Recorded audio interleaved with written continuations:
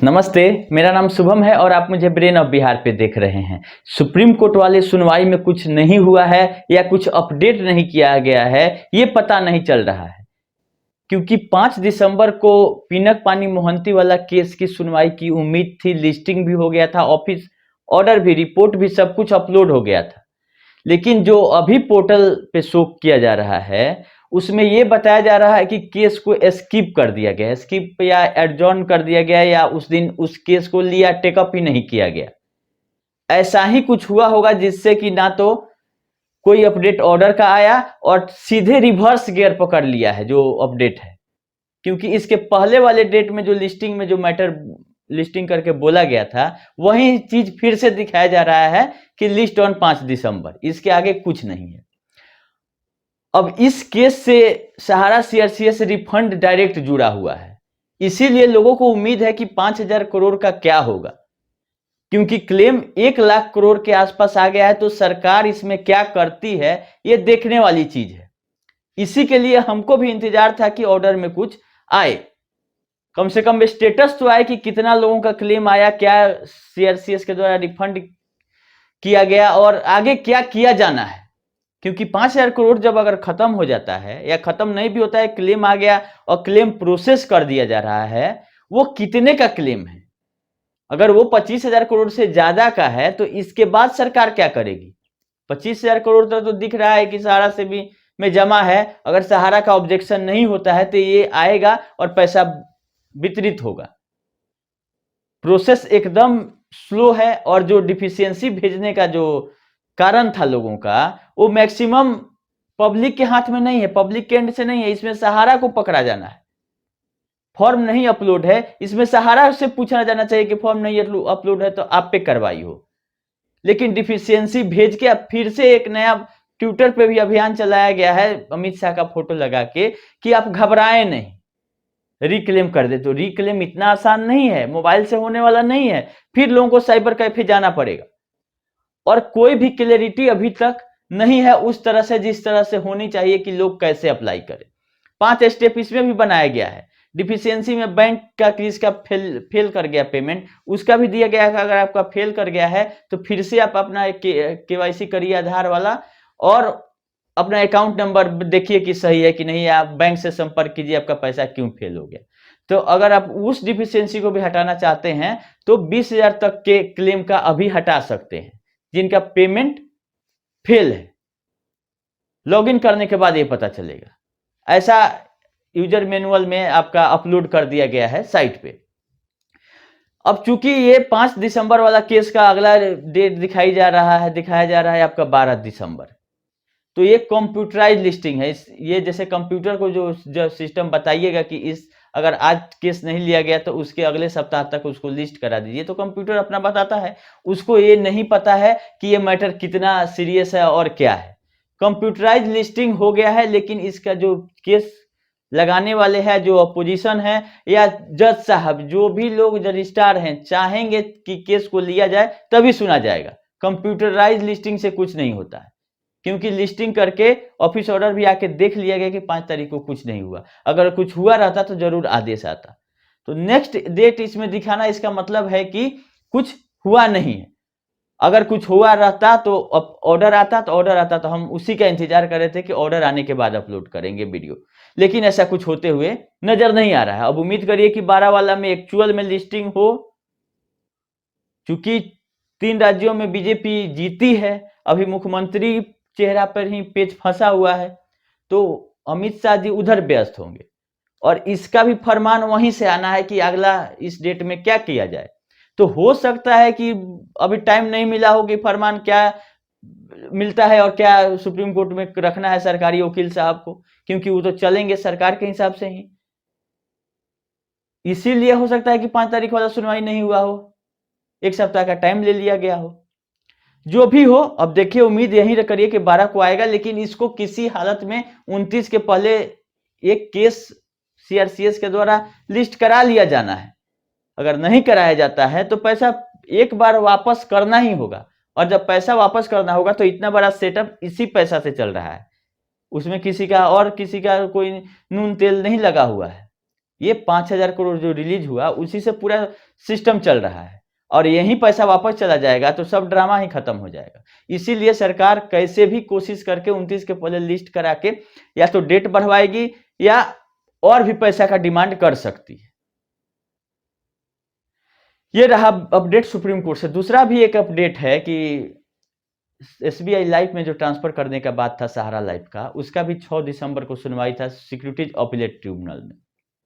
तो इसमें 1 साल पहले से भी एक अपील फाइल चला आ रहा है। 4 नंबर अपील है 2022 का और 4 नंबर अपील है 2023 का। 2 अपील का सुनवाई चल रहा था। तो अब इसमें बोला जा रहा है कि 2023 वाला अपील आप डिसाइड कर दीजिए पहले। तो कोर्ट का ये कहना है कि दोनों मामलों को एक साथ सुन के और एक साथ इस पे डिसीजन दिया जाएगा। इसीलिए अब इसका नेक्स्ट डेट दे दिया गया है 8 जनवरी 2023। अभी ऑर्डर नहीं आया है। खैर इसमें ज्यादा कुछ होना जाना नहीं है।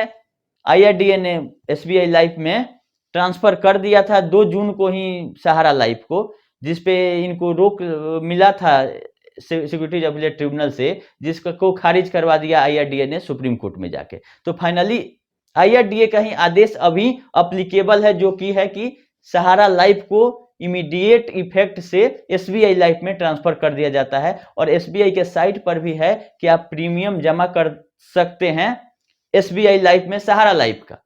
लोग बहुत सारा कमेंट में भी बोलते हैं कि प्रीमियम जमा हो रहा है, तो हमने साइट पे चेक किया तो ऐसा है कि अभी ऑनलाइन का व्यवस्था नहीं है, लेकिन डीडी या चेक से आप ब्रांच जाके एसबीआई लाइफ के सहारा लाइफ का प्रीमियम जमा कर सकते हैं। ऐसा एसबीआई लाइफ के वेबसाइट पर है एफएक्यू में। तो ये रहा बात एसबीआई लाइफ का। तो ये बहुत बढ़िया काम है, लोगों का कल्याण होगा कि एसबीआई लाइफ में चला गया, लोग बच गया और समय रहते बच गए, नहीं तो सोसाइटियों वाला हाल इन लोगों का भी हो जाता, क्योंकि अभी सोसाइटी को लेने के लिए कोई तैयार नहीं है। एसबीआई लाइफ सहारा लाइफ को क्यों ले लिया? क्योंकि समय रहते जितना का लायबिलिटी था उतना का संपत्ति इसको मिला तो ले लिया। 2 लाख पॉलिसी होल्डर थे ऐसा बोला गया था, तो वो उतना कस्टमर उसको मिल गया। लेकिन ये जहां 1 करोड़ से ज्यादा लोग सोसाइटी के कस्टमर है, तो इस कस्टमर को लेने के लिए कोई हाथ नहीं ऊपर उठा रहा है कि हम लेंगे, क्योंकि यहाँ पे संपत्ति से ज्यादा लायबिलिटी लोगों को दिख रहा है। सहारा ने ही डिक्लेयर किया था एक बार कि 1,05,000 करोड़ की मेरी लायबिलिटी है रिसीविंग टोटल ग्रुप की। जब से कंपनी खुली 1978 से अभी तक हमने 1,05,000 करोड़ रुपया उठाया है। अब इसका ब्याज आप लोग जोड़ लीजिए। एक आरटीआई में आया भी था कि 72-73 हजार करोड़ का क्लेम जा चुका है पोर्टल पे। 1 करोड़ 15-16 लाख लोग अप्लाई कर दिए हैं। तो चूंकि लायबिलिटी काफी ज्यादा था, तभी सरकार ने डिसाइड किया कि पहले प्रिंसिपल का और वो भी 10,000 से शुरू करते हैं। लेकिन इस 10,000 से किसी का कल्याण होते हुए नहीं दिख रहा है। जो पर्पस था लोगों का कि सरकार आ गई, सरकार भुगतान कर रही है, वो कहीं भी सॉल्व पोर्टल से नहीं होते हुए नजर आ रहा है। लोगों का पैसा और लग रहा है अप्लाई करने में और रीअप्लाई करने में। खैर इसको आप लोग रिफंड पोर्टल नाम न देके कंप्लेन पोर्टल ही फिलहाल समझे, क्योंकि आदमी फंसा हुआ है तो रास्ता दूसरा नहीं है, इसीलिए पोर्टल पे ही जाना है। कहीं आप केस भी अभी लगा रहे हैं तो सहारा की तरफ से बोला जा रहा है कि पोर्टल आ गया है भारत सरकार का। वो भी पोर्टल तो सही में आया है भारत सरकार का, लेकिन उस पोर्टल से भुगतान कितने लोगों का हुआ और क्या जिनका 20,000, 50,000, 1 लाख, 2 लाख, 5 लाख, 10 लाख है, उन सबका निस्तारण इससे हो सकता है कि नहीं कि 10-20 हजार तक की आप लिए रहते पहले क्लेम। ये तो सीआरसीएस के गलती से इतना क्लेम चला गया, क्योंकि सरकारी आदमी का बुद्धि थोड़ा देर से खुलता है। ये बुद्धि अगर पहले खुल गया रहता कि 20,000 तक का अप्लाई कराना है तो इतना क्लेम ही नहीं जाता। और ये सरकार अपने पेच में अपने फंस गई है क्लेम मंगा के। वहां पे तो कोई लिमिटेशन नहीं लगाई थी। इसको समझ में आ रहा था कि बहुत आसान चीज है, पैसा रखा हुआ है, तुरंत लोग मांगेगा हम दे देंगे। ये तो सारा पोल सहारा का अब खुल रहा है कि उसका पॉइंट का क्या हुआ, उसका फॉर्म नहीं भेजा गया। बहुत सारा नियम कानून से हट के सहारा काम कर रही थी, इसके बाद भी सरकार इसके पे एक्शन नहीं ली और इसको नहीं पकड़ी। इसीलिए सरकार भी बैकफुट पर है कि ये कहां से कहां हम पोर्टल लाए और 1 लाख करोड़ लोगों का लेके सहारा घूम रही है। ना तो कार्रवाई हो रहा है, ना तो रिफंड हो रहा है। इसी बीच सुब्रत राय सहारा इसी के वियोग में चले गए। उनका हार्ट अटैक हुआ था आप लोग को बता दें कि 2 महीना पहले ही मुंबई शिफ्ट कराया गया था इनको। 14 नवंबर को जब इनका डेथ हुआ तो एक जी न्यूज़ पे आया था कि 2 महीना पहले ही मुंबई गए थे और हॉस्पिटल में जो भर्ती हुए वो 2 दिन पहले हुए। तो पोर्टल से जब भुगतान जाना शुरू हुआ और ये देखे होंगे कि अब जहां हमारा फोटो लगना चाहिए वहां नरेंद्र मोदी और अमित शाह का फोटो लग रहा है और पैसा मेरा, तो इस सदमे को ये नहीं सह पाए हैं कि ये जो समझ रहे थे कि आज नहीं कल सहारा सेवी वाला 25 करोड़ मेरे पास आएगा और हम इससे फिर अपना तेरी मेरी करेंगे। लेकिन चारों सोसाइटियों का जब एक जगह क्लेम लिया जाने लगा, ये पोर्टल की अच्छाई है कि चारों सोसाइटियों का एक जगह लिया जा रहा। नहीं तो अगर अलग अलग लिया जाता तो ये इसका इस कोठी का धान उस कोठी या उस कोठी का धान उस कोठी करता। तो चारों को एक जगह कर दिया गया, इसी इससे बहुत सहूलियत लोगों को हुई है कि एक ही बार में चारों सोसाइटियों का क्लेम हो गया। जो सही चीज है वो बताना चाहिए कि हाँ पोर्टल में ये सही है और ये गलत है। डिफिशियंसी प्रोसेस करने का सिस्टम बिल्कुल गलत है। जिसका नाम सही भी है उसका भी आ रहा है कि आपका नाम नहीं मैच कर रहा है, इसका मतलब सही डाटा आपको नहीं मिला है सहारा से।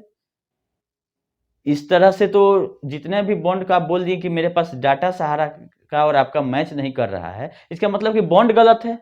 और बॉन्ड जब गलत इशू हुआ तो इसमें कितने लोग फंसेंगे?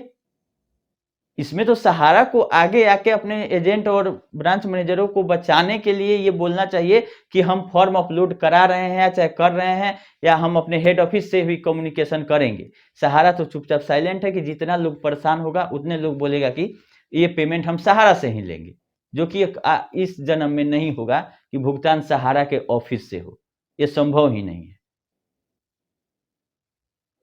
खैर पोर्टल लास्ट उपाय है, अप्लाई इसी पे करना है। रीसबमिशन कराए, 5 बार रीसबमिशन कराए। अगर लोगों को पता चल जाए कि हम 5 बार डिफिशियंसी भेजेगा, उस 6ठा बार में पैसा देगा तो भी लोग कर देंगे। लेकिन सरकार सोर्स बताए कि 25,000 के करोड़ के बाद वाला लायबिलिटी जो है केवल प्रिंसिपल ही अगर दे रही है तो कहां से लाएगी? इसका बात सुप्रीम कोर्ट में क्या रखती है अगले डेट में कि हम कहां से देंगे, क्या कर रहे हैं? मेन सहारा से भी केस वाला जो केस है सुप्रीम कोर्ट में, उसको लिस्ट कराने के लिए कुछ किया जा रहा है कि नहीं किया जा रहा है? तो बहुत सारा बात था, इसीलिए हम ये वीडियो बनाए। अभी बताने का मन था नहीं क्योंकि अपडेट उस तरह का नहीं जिससे आपको कुछ हासिल हो सके। केवल डेट मिला था, तो 5 वाला भी डेट था, 12 वाला भी डेट है, फिर 8 जनवरी को SBI लाइव का डेट है। सहारा का जो स्टाफ लोगों का 21 दिसंबर को है। तो डेट से कुछ नहीं होने जाने वाला। डिफिशियंसी जो 20,000 से ऊपर का शुरू हो रहा है लेना, अब ये कब देती है? अब 29 दिसंबर के बाद ये खुलता है कि पहले खुलता है, देखने वाली बात है। ऐसा भी हो सकता है कि 29 तारीख तक केवल 20,000 तक का ही डिफिशियंसी हटाया जाए, तो फिर लोग फंसे के फंसे रह जाएंगे। तो ITR वाला मैटर था। तो जब ये पोर्टल टोटली डिफिशियंसी हटाने के लिए ओपन नहीं हो जाता है जब तक, तब तक कुछ कहना ठीक नहीं है। हम लोग इंतजार कर रहे हैं बेसब्री से कि सारा चीज सबको डिफिशियंसी हटाने का मौका दे दे।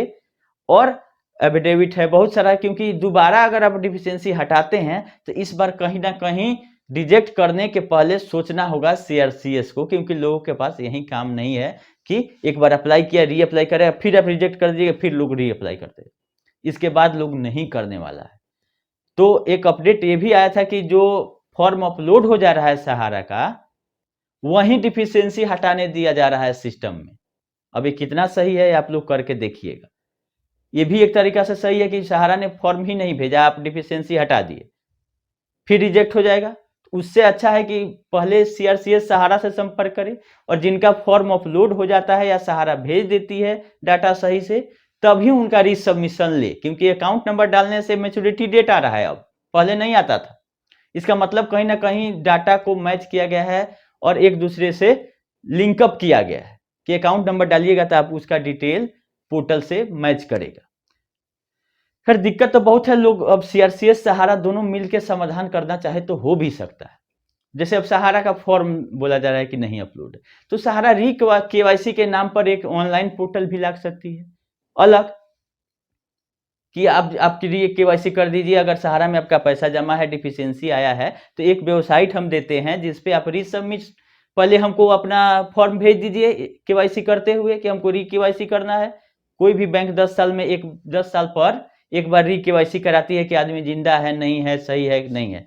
सिग्नेचर से लेके और सारा फोटो, बायोडाटा।